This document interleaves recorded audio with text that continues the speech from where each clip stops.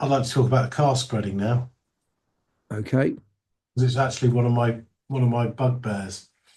Um, Obviously, we've got electric cars now. They might not be car spreading. Car spreading, for everybody that doesn't know, is just the general phenomenon of cars getting bigger and bigger and bigger.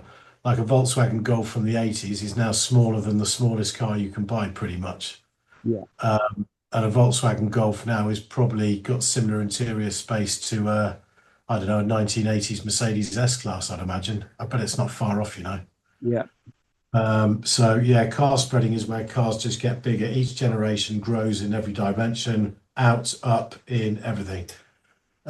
So really, if you were driving a Volkswagen Golf in the 90s, now you need a Volkswagen Polo or maybe something even smaller for a comparable space and size. Yeah, it bugs me quite a lot actually. I mean, I said, do you remember that's I went to pick my goddaughter up from school the other week and I parked in between two enormous SUVs.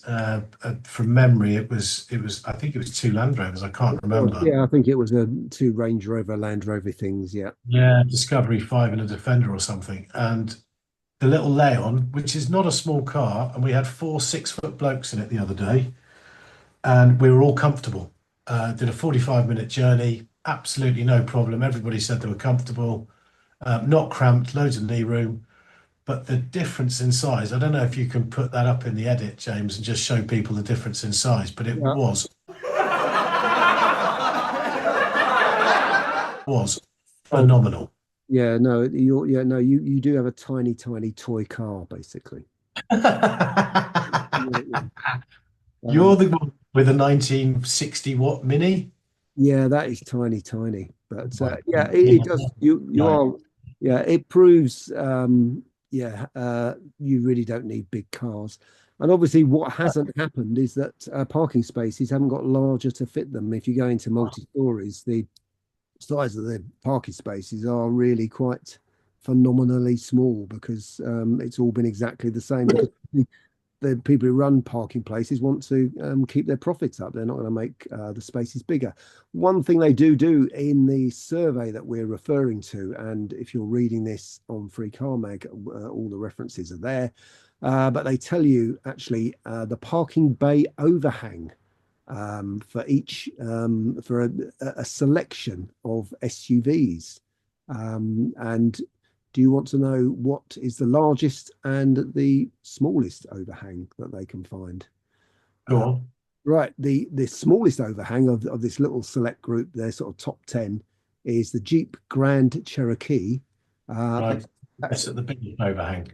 Yeah, that's the smallest overhang, and that's 17 centimeters. Uh, Jesus. then a Maserati Levante is 18. Uh, Yeah. a Touareg is also 18.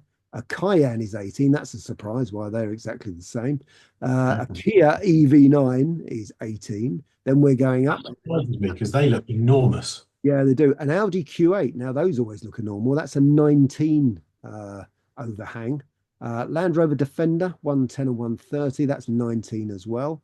Then we're getting to the new Hang stuff. on, hang on, hang on, hang on. That doesn't make sense because the 130 is longer than the 110. You would think so, wouldn't you? So maybe someone's made a bit of a mistake there, and maybe it Yeah, just that's a mistake because the probably Defender 130 would be my guess for the biggest overhang. I would have thought so.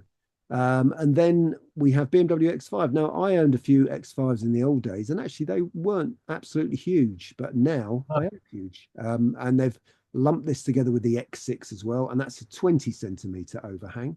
And then the second biggest overhang is the Mercedes-Benz GLE, yeah. and that's Oh, gee. 21. Right. What's the DLS? Because that's even bigger. They haven't mentioned it here, maybe because they Two. I'm sure we can find it, but they're just doing it by the whatever the standard size of the average parking space is. So number one, and I do have a friend of mine does have one of these, and she is a very good driver, but it's absolutely huge, this thing, and it's a Ford Ranger Raptor, uh, Yeah, massive. 23 centimeters over the standard parking size. And That's 7 centimeters short of a foot. Yeah, it's absolutely huge, and I mean, it's mad, isn't it? Really, but It is. there you go. She's got some dogs, so the dogs have to Oh, fit it I somewhere. mean, my wife drives a Land Cruiser, and before anybody says why she got 4x4, it's because we live on a farm. Yeah, We tow 3.5 tons with it. We go up very steep hills in the winter with bales of hay in the back and all that sort of stuff. So the Land Cruiser is bought for a reason. But very often she will say, "Can I borrow your car? I've got to go into town, and my car's a pain in the ass to park." yeah, Even though she is actually, hope she doesn't watch this because I can't admit this in public, but she's a very good driver, yeah, and she's a good park, and she's one of the few people that can actually reverse down our lane for more than 3 yards without sticking the car in a hedge, which drives me insane.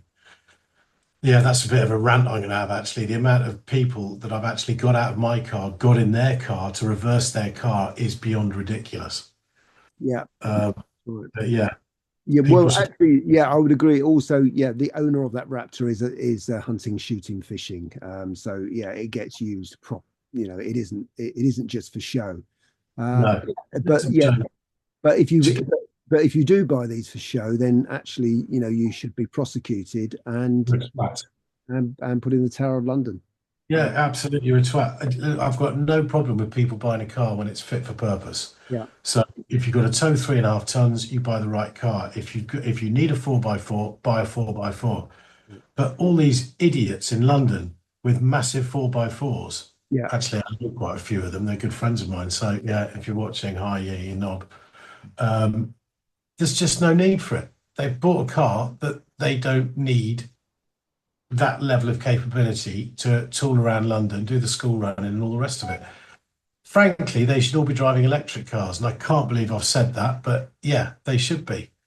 Buy something that is fit for purpose, people. yeah. And if No, you don't know what purpose means, you need to watch more of future-proof cars. that's it. Absolutely it. Please like and subscribe.